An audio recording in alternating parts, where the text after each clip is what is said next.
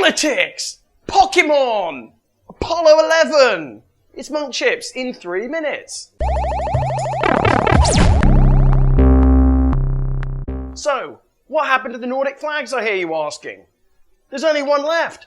Anyway, politics before Pokemon. Politics, David Cameron's gone, Theresa May's in. A little bit scary from an internet perspective, really because all the tracking is going to happen now. Tracking all the things.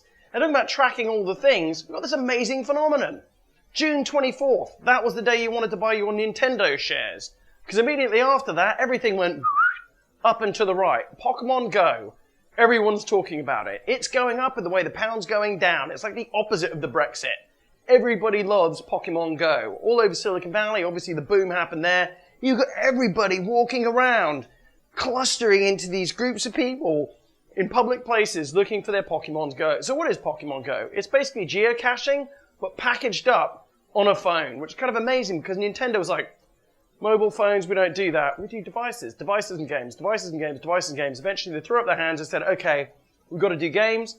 What happened? Eventually they come up with something classic, Pokemon Go. Geocaching, you go around, you explore, you find things.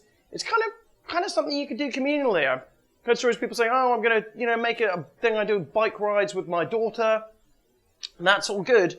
But tracking, it's yet another thing where there's much more location, much more a sense of we can track people. And don't forget Theresa May, she's going to love Pokemon Go. She's going to be in their servers before you could say Pikachu. So, Pokemon, amazing. More users than Tinder already, and that's after just a few days launch. It's going to overtake Twitter in terms of number of users. And again, that's like within a matter of days.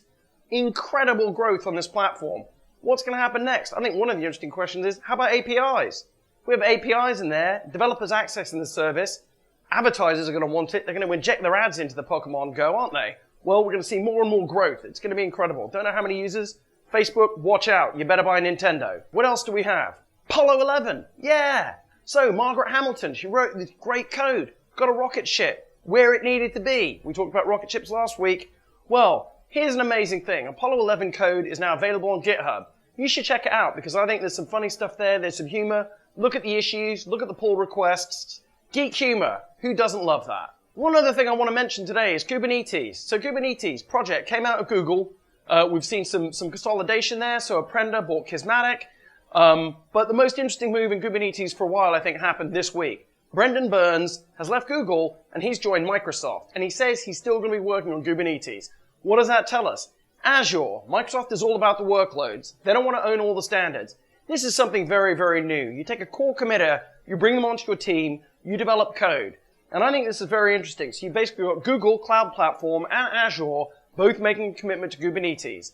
And I think it's almost like a sort of if you think about OpenStack, we've got all the old enterprisey vendors and they're all like, oh yeah, here you can use your OpenStack. Here's two cloud players. They're trying to gang up against Amazon and say, hey, here's a standard you can rely on for orchestration. Could be not such good news for Docker, but it's definitely interesting for the Kubernetes ecosystem, so keep watching that. That's Monkchips in 3 minutes.